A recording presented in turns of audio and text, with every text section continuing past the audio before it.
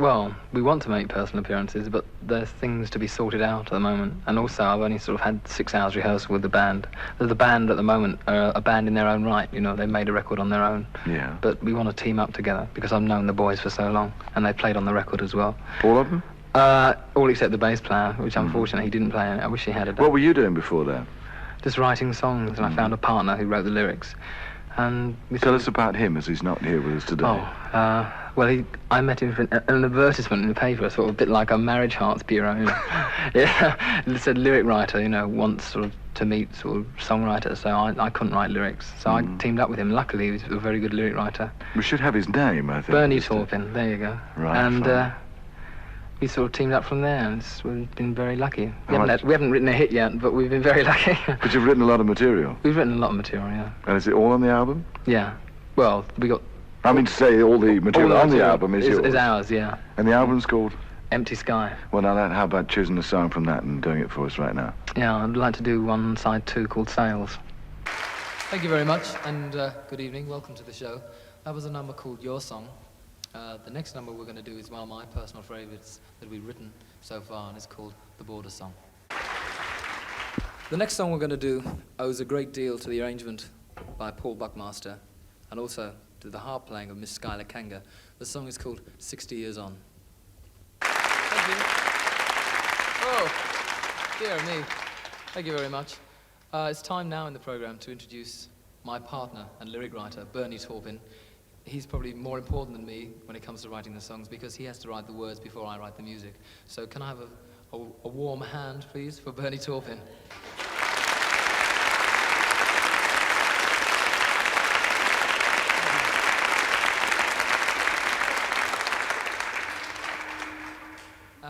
We'd like to do one of Bernie's best ever lyrics. It's really beautiful, and it features Paul Buckmaster on solo cello.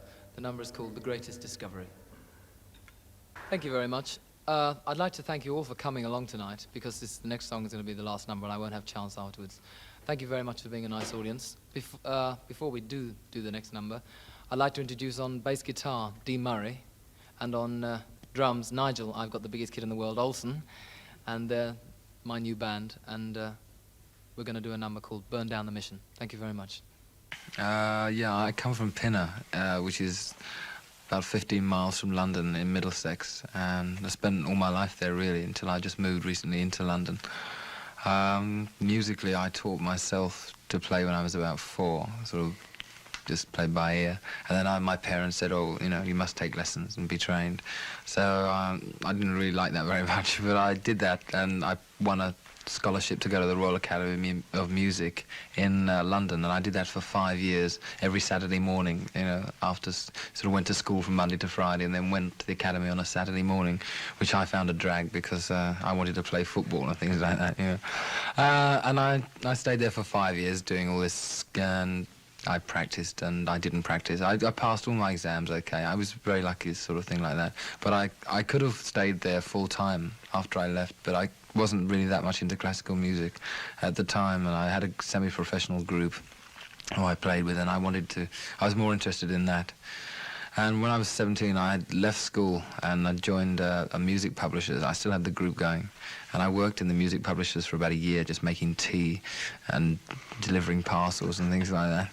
And then we had the offer to turn professional, backing people that came over from the States, like Wilson Pickett and the Drifters and people like that. And we did that for about a year and a half, and it was really hard work. I mean, like, these poor people came over and they had to do 3 jobs a night, you know, and we had to do it as well and carry all our equipment. And so we thought we'd give that a rest, and we just worked abroad for the next year and a half and did selected dates in England. We were sort of soul band. We were quite a good band, but we just sort of didn't really get anywhere. We just sort of earned a certain amount of money every week. The name of the band was Bluesology, and so we were sort of getting a bit fed up with playing on our own. And then a guy called Long John Baldry, who's been responsible for sort of finding Rod Stewart and Julie Driscoll and Brian Auger and people like that, said he was looking for a new band and would we like to join him. So we thought, oh, well, there's nothing to lose, we'll do that.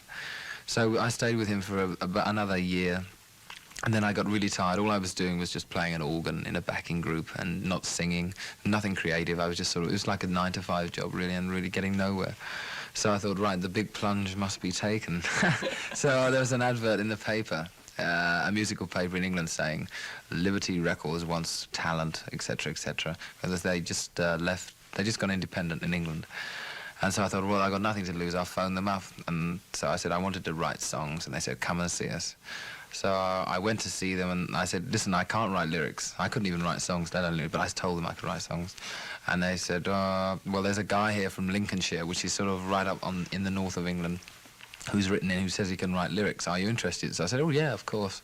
So Bernie Taupin had written in from Lincolnshire, and we got together. He came down to London, and, we sort of hit it off.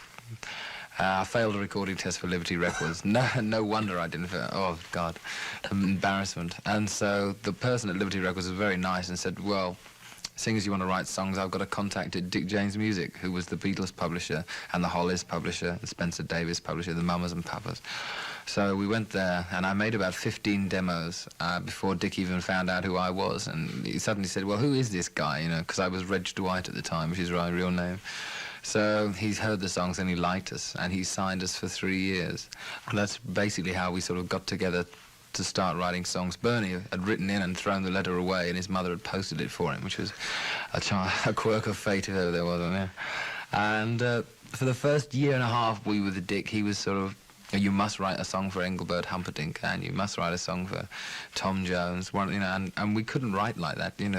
We just couldn't write really ultra-commercial bubblegum songs, and we were getting very depressed because the songs we were trying to write were really so bad, nobody ever recorded them anyway. It shows you, and it was a very sort of frustrating period. And then a guy called Steve Brown came along, who's on the back of the Elton John album cover, and he said, well, listen, the stuff's rubbish. And of course we sulked even more then when he told us it was rubbish, because we knew it was. We didn't like to admit it.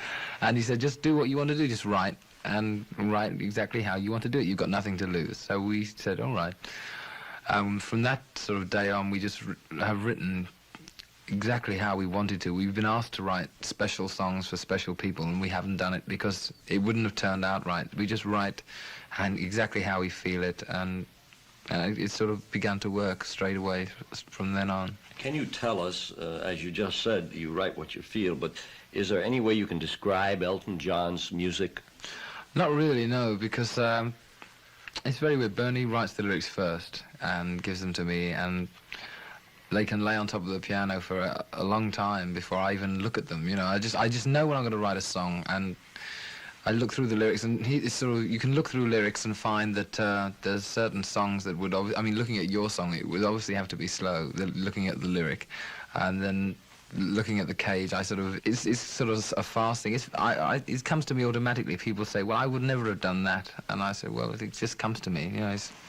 There's no sort of type of music. The next album after this is completely different from this. It's less orchestrated. It's more funky. It's more sort of just a little combo. And there is orchestra on it, but we've tried to make a drastic change from that, because if we'd have come out with an album the same as this one that's out now, I think that would have been me labelled for life, me with an orchestra. And my music, I just wanted to, not to appeal to a minority. Obviously, if you write something and you record something, you want it to appeal to the most people you can possibly reach.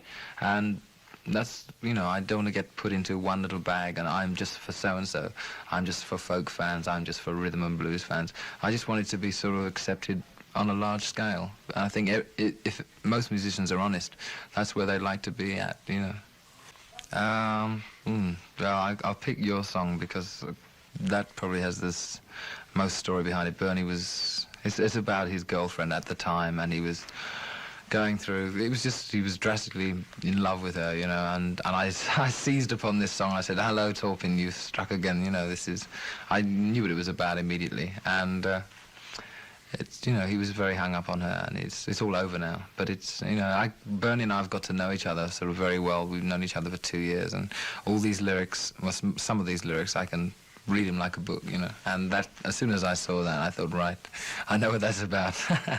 Elton, are you an introvert or an extrovert?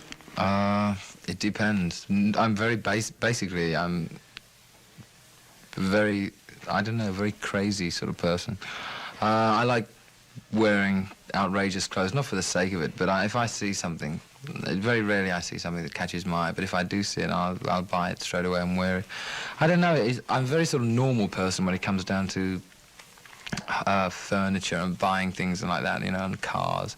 I'm sort of not I don't couldn't stand to be a flash person, but I do very stupid, crazy things, you know. People that really begin to know me well say, you know, you're just crazy, you know, you're mad. You know, I never know what I do things on the spur of the moment, crazy things, you know, from one minute to the next. I don't know how people stand me, quite honestly. I really don't. Are you the type of person that if you were in a bar having a drink and enjoying yourself, and you got the urge to jump up on a table, would you jump up on the table? Probably, yeah. I don't know. Yeah, I probably would. It depends, you know, exactly how the mood grabbed me. I do crazy things, like I went to San Francisco at 1:30 in the morning when it was freezing cold 2 weeks ago. It was about 40 degrees. I went swimming, you know. And people said, you're crazy, you know, you're catching pneumonia. But I just felt like swimming. I do stupid things like that. Yeah, it was exciting. Well, when we first came over to America, my favorite group probably in America is the band, and Bernie's lyrics have been influenced a lot by the band. And we met them in the hotel about a week before we played the Fillmore, and they were really nice to us, and they invited us over. And then the next night, we were played in Philadelphia, and they played in Massachusetts somewhere, and they pushed forward the time of their date and flew down to see us in Philadelphia. And that was incredible. And we thought, you know, that was the highlight for us. And then we met Roberta Flack, and that was another highlight. And then we played the Fillmore, and Al Aronowitz, who's a big newspaper man, who works for the New York Post, said, I'd like you to meet somebody. So I went up to the sound booth, and it was Dylan, Bob Dylan. I was just, I couldn't believe it. He was just how I imagined he would be, really friendly. People have sort of got this thing about Dylan being aggressive and going into his shell, but he was just how I thought he would be, very nice, really sweet, little grinning face, and it was great. So Bernie, you know, because Dylan's been Bernie's idol for years and years. I went and got Bernie, and I didn't tell him who he was going to meet. I just said, I just wanted you to meet somebody.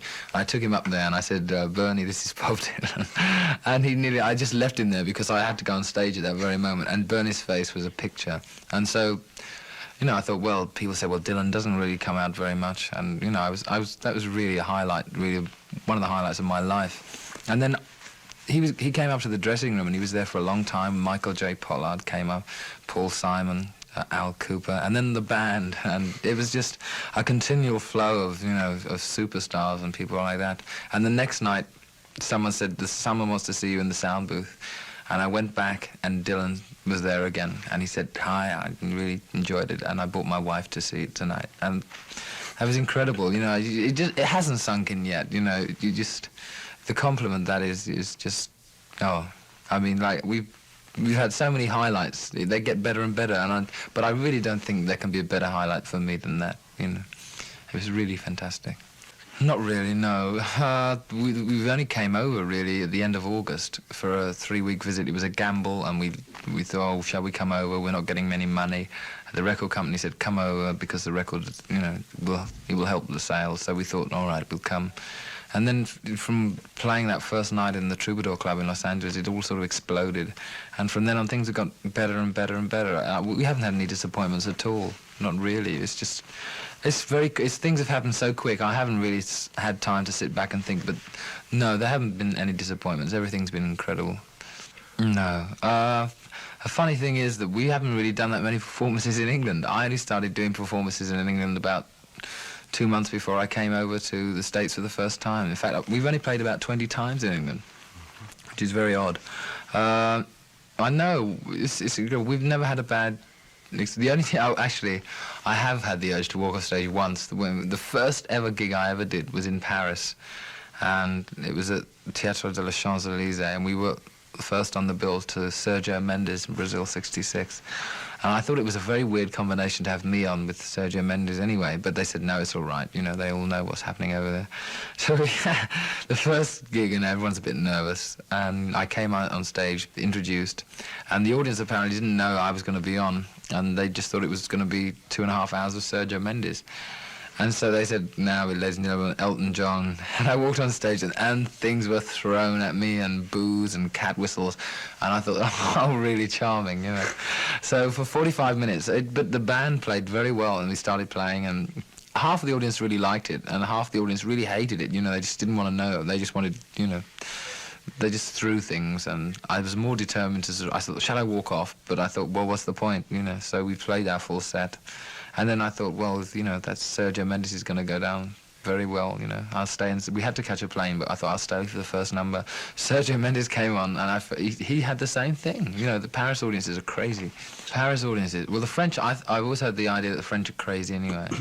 They, as a race of people, I think they're the most unique in the world. I don't know, they got something about them that completely labels them unique. They're unpredictable, you know, as unpredictable as anybody can be. Yeah, it's just very strange. Paris audiences are notoriously bad. The Beatles, when they first played in France, had the coolest reception they had anywhere was in Paris. It's strange, you know. They're very unpredictable, and yet they can go for someone who you'd never think would go down very well at all. They just go mad, you know. Very strange. Still, I suppose it all adds up to a sort of variety of life. Okay. What I'm interested in is No Shoestrings on Louise. That's an unusual one to pick, actually. It was Bernie writing about loose women. Really. I don't know if that's just from personal experience, and I don't think so. It was our Mick Jagger track on the album. I had an album out in England before this one called Empty Sky, the title track of which was dedicated to the Rolling Stones. It was very much sounded like the Rolling Stones. And on this album, we did one exactly the same, and I don't know if you noticed it, but it does sound a bit like a Rolling Stones type of thing. And we tried it a couple of times when we were recording it different ways, and this is the way it worked out. I'd try and do a cod Mick Jagger impersonation as well on the vocals. So lyrically, it's just about loose women. You know, we tried to make it as Stonesy as possible. And we tried on every album to put a track for the Stones on it, because they're another of my favourite groups. On the next album there isn't, because we couldn't find one, so there's no use putting one on for the sake of it. But that is sort of a cod Rolling Stones thing. There's sort of three groups that stand out at the moment. I mentioned the band. The Beatles are the other one. The Beatles the Beatles appeal to everybody. And they appealed to the little kids, and they wrote melodious songs, and they were outrageous as well. The Rolling Stones appealed, you know, kids' mothers hated them and things like that, and the kids really sort of seized upon them as heroes. They're raw and raucous, where the Beatles could have been were smoother and more sort of boy next door type thing. Lyrically, Jagger is probably one of the most prominent lyric writers there ever been. He sort of has the knack of writing things that you say, God, there's one line in Stray Cat Blues about, but your mother don't know you can bite like that. And it's just he has a knack of putting things very simply, which is the hardest thing to do, and very sort of directly, so you immediately notice what the words are. Incredible group. They sort of went through a lull. They made a mistake with their psychedelic album they did after, you know, trying to do a Sgt. Pepper, and everyone said they were finished, but they've come back really strongly. Really, they're probably one of the biggest influences people have had. They're just an outrage. People, no matter how against it they are, they're always interested to see what Jagger's doing, whether they hate it or loathe it, because they like to talk about it. So they really had a lot of influence on everybody. I sort of had lessons since I was 4, so I've been trained to a certain extent. It's the fact that I never studied very hard. And I've had a certain classical background as well, to a certain degree. When I was at the London Academy of Music, Royal Academy of Music, I was always pop mad anyway. And I played in a pub called the Northwood Hills Hotel at weekends while I was at school to earn money to pay for an electric piano and get a microphone, because I had this semi-pro group going at the time. And then all of a sudden we had an offer to turn professional and back all these sort of soul artists that came over from the States. I think that both the sort of classical training and that sort of soul bit had an influence in me. I mean, a lot of our numbers are sort of very sort of gospel influenced, and a lot of them have sort of got classical overtones. I suppose you get influenced subconsciously by everything you listen to. Yeah, well, I live in a fantasy world. I'm just sort of happy the way I am, and I want to stay that way, you know. I don't want to sort of be anything. I mean, not that I don't want to be prolific, but I don't want to sort of be the sort of saviour of modern writing. I just want to write what I want to write, and for it to be appreciated. And if it's appreciated, you know, people don't have to know me, as long as they know my writing. You know. There's sort of all lyrics here, and I just sift through them. There's one here that I sort of done the other day, called Tiny Dancer, which is about Bernie's girlfriend. And you just sort of felt like I looked through all the lyrics, and that was the one I fancied writing, mainly because I knew Bernie would like me to do this one because it's about his girlfriend. Reg has to write very fast because he hasn't got the patience to sort of spend hours or days on something, you know. I mean, that's Reg. Yeah, I mean, you look at it, the words, blue jean baby, LA lady, seamstress with a bad, pretty-eyed pirate smile, you marry a music man, ballerina. As soon as you get to the word ballerina, you know it's not going to be fast. It's got to be sort of gentle and sort of quite slow.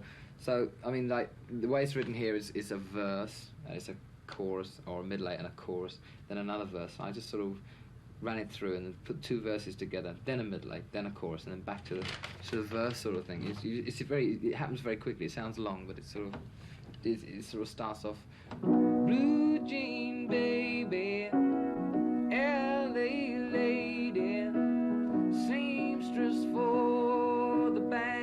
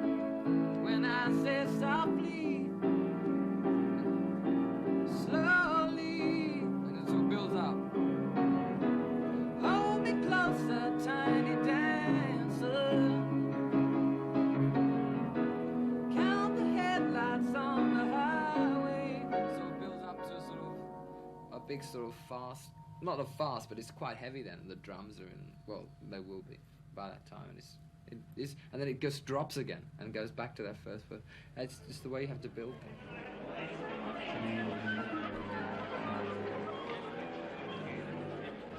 And Paul is incredible. I trust him implicitly. I just sort of give him the number and we say what we want on it, and he comes back the next day, and well, the day of the arrangement, the day of the session, and just comes up with these arrangements. On the Elton John album, he came up with 60 Years On, and he came and he was nearly in tears and said, I can't stand it, it's awful, this is the worst thing I've ever done, what can I do? I've got all the musicians here and it's an awful. So I said, well, just play me it, you know, just play it and see what we can do. And he came up with 6 years, and he really didn't like it, and I thought it was incredible. I was sitting there going mad. And he sort of regarded it as a sort of that 1930s horror movie. Steve Brown is the reason that Elton John really happened. I mean, I just remember that Steve joined as a new promotion man, as a plugger, and I was introduced through Lionel Conway, who was the head of promotion here at that time, and he just said, this is Steve Brown, and we really didn't say much, did we? No, when I first came, you know, it's just some promotion, had nothing to do with songwriting or the songwriters, and I came in and how it all started was Lionel played me some of the songs, and I wasn't that enthusiastic. I liked them, you know, I thought they were good, but I didn't sort of rave, and everybody else raved about them. And that sort of was sort of slightly unusual, because, you know, they couldn't understand that. And it's essentially because I'd heard him do some other things that he'd written more recently, things that he enjoyed doing but hadn't recorded because he didn't think they were commercial. And I suggested that he should continue writing in that vein rather than just trying to write top 20 hits. Yesterday we rehearsed and we did 6 numbers. And we learnt them off pretty well, and today we came in and went over them again. And then, I don't know, we go over them again tomorrow, and you do it gradually. We don't just keep going over them. I just sort of, you know when they're right. Thanks, Elton. Very nice. Thank you. We've also got your lyricist, Bernie Taupin, here tonight. Bernie, you wrote the words to that song, All the Nasties, which is a reply to your critics, in effect. Why did you feel the critics needed answering? Well, I think everybody sort of gets critics at one time in their life. I don't know if we've got more than our fair share, but, you know, the idea just came across, and I think it was an idea from both of us. In fact, you know, he came across with the idea first and sort of asked if I minded doing something, and sort of, I mean, genuinely, I felt the same way as he did. I mean, naturally, because everything that sort of goes towards him sort of comes towards me in the same way. So, I just put it down, you know. I mean, it's not meant to be sort of biting. It's just meant to be, we hope, subtle, you know. I didn't want to sort of appear, sort of, you know, it's just we a hate you. way of saying, Yeah. you know, there you go. I don't mind criticism at all. I mean, everybody has to take criticism. It's just that during the year, I think I had my own fair share of bitchiness, which I really can't stand. For example, I played on Leslie Duncan's album, and I was knocked out to be able to play on it. And one review of the record in a pop paper said, well, even though Elton John is on the record, it still manages to be quite good, you know. And this, you know, I really got sort of browned off with this. And there was one point in the year when I got very depressed because I wasn't getting criticism, I was getting bitchiness, you know, and I can't take that. But do people in your position of your popularity really listen to what the critics say? Do you need to? I think most people in the business read the pop papers, yeah, I do. I think that, yeah, I think, you know, I used to be very, very sensitive. Now criticism, I think, can help. I don't mind constructive criticism, album criticism, stage criticism, or anything like that, because I think it's valid criticism. I was just sort of said to Bernie, listen, I'm fed up because I was really the person to hate for about 3 months. And I said, you know, just write something about it. You know, you have to expect it. It's just a sort of a way of getting back without being too nasty, you know. I think the kids know what they like, and I mean, they're going to go out and buy an album by somebody if they like them anyway, regardless of what the criticism is. And I think they make up their own minds. I don't think, you know, an album criticism really guides the kids too much. I don't know. I think it might do. It doesn't really matter. Yeah. I don't know. The album stands up on its own. That's right. A lot of people have said that you've done too much in the past year, that you've made yourself too available to the public. Do you feel that? You've done a lot of tours in America. Well, I haven't made myself very available to the public over here, which probably counts against me a bit. I've done 4 tours of the States, but then so have Jethro Tull and 10 Years After and the Faces. In fact, the Faces have done more tours than I have. I've done a tour of the whole world, which nobody else has done. I've sort of been around the whole bit. I have done it. It's amazing how much you can do in a year. I mean, we've made about 8,000 albums. No, we've made about 2 albums this year. And, but there have been 4 released. Yes, they? but you see, that was an unfortunate point in my career. You see, the Tumbleweed album was the first hit album over here. And then it sparked off the Elton John album, which had been lying dormant for about 6 months. So they both came up together, which everybody who'd bought the Elton John album thought they both came out at the same time. And then Paramount Pictures, who we'd signed to do the film Friends for, to write the music before we'd even made it, put this album out. They thought, oh, Elton John riding on the crest of a wave, we'll slam an album out, and put Elton John on the front of the album cover and in little print from the music from the film Friends. And we couldn't really do anything about that because you know, that was one of the things we'd agreed to do before we made it. And they put that out in March when the film wasn't even released. And then we had the live album, which I must admit was me panicking a bit because there were so many bootlegs of it going out in the States because it was a live radio broadcast. So we lost half the sales that we way. We lost a lot of sales, and we learned by our mistakes. I think everybody learns by mistakes. But I haven't been doing press interviews or anything, or you know, I don't think the latter part of the year I haven't exactly flooded the people with Elton John because we had to, you know, just call a stop, and we left a sensible gap before we put another album out. And it's very hard, you know. At one point, I had 4 albums in the American top 40. And my first reaction was, "Oh, goody goody gumdrops! You know, I got 4 albums, yippee!" And then all of a sudden, I thought, "Oh, 4 albums, you know." And it does work against you. And we're just having to sort of pick up. It really hasn't affected us so much in America as I think it will do over here. So we're really having to start working really hard again over here. Probably because of all those albums and tours of the States things, the word hype is occasionally associated with you. Does that hurt? It hurts because everyone thinks it's a fallacy to think I'm an overnight sensation. Probably in the States I was, yes, but I wasn't a hype. I refute that because we made it, and the only reason I made it that big is because of one appearance in one club, and that really sort of spread throughout the whole country.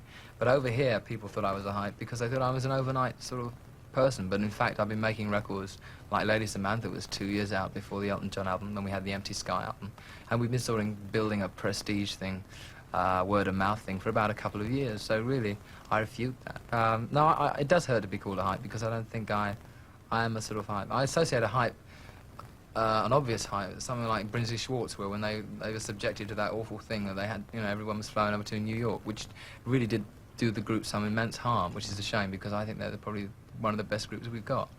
And they've had to struggle 2 years, I think, now to get over that. That, I think, is a hype. We just happened overnight in success in America. No one was more surprised than me. And over here, people thought, oh, God, what's happening? Yeah.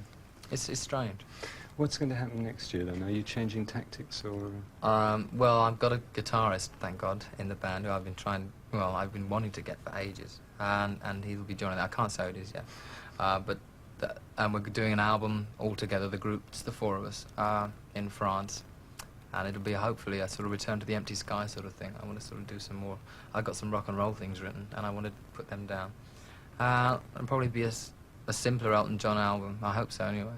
And then we're going to be touring over here, and only one tour of the States next year. We have more control over what I want to produce, you know, I've got some artists I'd like to produce and write. We haven't had a chance to write. So, I mean, I don't know how people get the chance to write songs. The only thing I've written this year is Madman, whereas the year before I wrote about 3 albums worth of material. It's very worrying. It's not worrying, it's just you don't get a chance to do anything. Bernie, Elton, thank you very much. Thanks very much. I found out that my solicitor, Mr. Michael Oliver, was the chairman of the National Youth Theatre, and I suggested to him that I do some charity things early this year. So we decided to do 2 concerts on 2 consecutive Sundays and charge quite exorbitant prices, really, in the hope that people would buy it and we'd be able to raise a couple of £1,000 or so for the Youth Theatre. A new record label has just started operations, the launch of which I've been looking forward to very, very much indeed. And one of the gentlemen involved in the running of the label is with us tonight, so may I welcome Elton John. Oh, yeah. How long has it taken you in preparation to get the label ready, Elton? Well, we first thought of it last June. We were making Don't Shoot Me, I'm Only the Piano Player in France. And Davey Johnson, my guitarist, wanted to sort of make a solo album, and we sort of tried to get him a good deal everywhere with other record companies, and they really didn't offer even an adequate deal for a new artist. So we got very drunk because the chateau makes its own wine, and we decided, well, why don't we start our own label? And everybody sort of sat around going, yeah. And then the next morning, everyone turned to each other and said, well, are we serious? And there was Gus Dudgeon, Bernie Taupin, John Reed, Steve Brown, and myself, and we said, yeah, why not? And it's really taken us from then to get even the it's a big word, administrative side sorted out. And like you have to do distribution deals with America and England and Europe, and you have to see everybody to decide who's going to give you the best deal.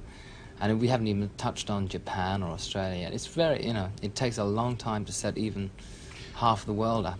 What kind of problems have you had? Have you had many problems actually setting it up yourself? Well, finding offices, for example, was a huge problem. I mean, you just can't sort of... It doesn't really happen overnight. We had about 12 sites that were great and 12 sites that fell through because they didn't really want to lease it to a rock and roll record company. So we've had that. That took us 3 or 4 months even to get a little bit of a premises sorted out. And now we've done that. It really, the administrative side of things in this business is really a drag. I mean, it really is. I mean, it just is just totally incomprehensible that it takes sort of like 9 months to set something up, but it does. What kind of people will you be recording? I know Long Dancer is the first single out. Long Dancer are the first act we really signed, and Davey.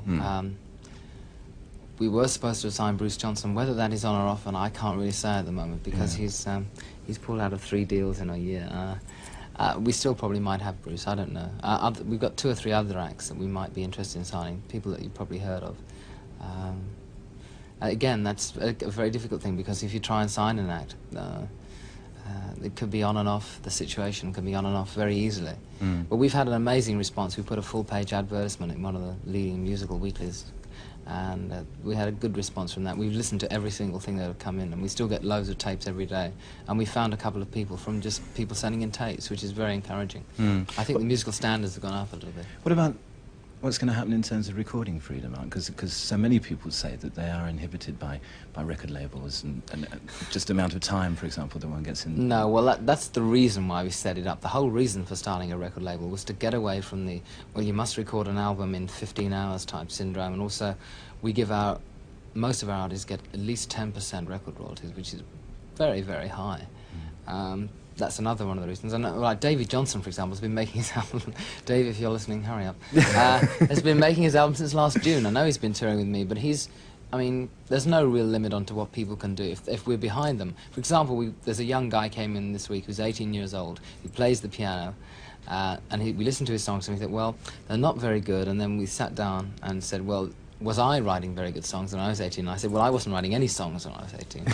And he hadn't ever listened to any records, so we gave him some records to listen to. And we said, listen, go away for 6 months. We'll give you wages every week for 6 months and come back and see us in 6 months. That's what we're looking for, you know? Because I know how hard it was when I tried to get a publishing. It's such a hard thing. And for example, Long Dancer, average age are about 19 or 20. And they've written, their first album is going to be good. It's not going to be great. But then my first album, nobody's first album is usually great unless they're a genius. And we, you know, that's not the point in signing people that are sort of, you've got to have potential, and the point of starting the record company was to encourage people who've got that spark of potential, to sort of encourage them onwards, because I needed that when I started off, and I really didn't get it half the time. Time, as always, on Whistle Test these days is very short now. You're starting your tour on Saturday, it's just the last question. No. It's a big one too. Well, it's the most extensive tour of Britain that I've done. It starts at the Boston Gliderdome, which I've always wanted to play since I was a rhythm and blues backup player, folks. And yeah, it's 3 or 4 weeks long, which is quite long for me. Are you looking forward to it? Yeah, I think so, because with having a successful record out, it always helps. And I think now the band is playing at its peak. I hope so, anyway. I'm not saying anything. It could be a disaster. But I think it'll be a good one, yeah. Elton, thank you very much.